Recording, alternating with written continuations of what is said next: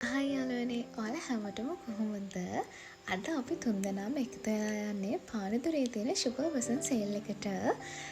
මේ දවස් ටිකේම අපිට යන්න chance එකක් හම්බුනේ නැහැ. ඉතින් අපි හිතුවා අද යනවා කියලා. වේලාව නම් මේ වෙනකොට 7යි.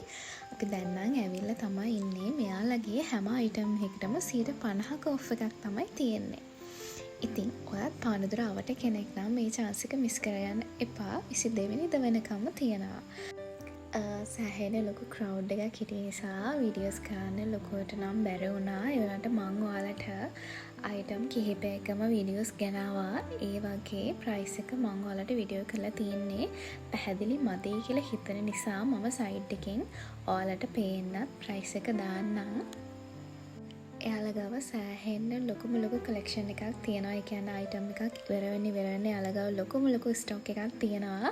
ඉතින් 22 වෙනිදා වෙනකම්ම තියෙන නිසා ඔයාලත් සුපර් සේල් එක විසිට් කරලා බලන්න කියලා මං කියනවා. ඉතින් එයාලා ගාව ඩ්‍රෙසර්ස් තියෙනවා.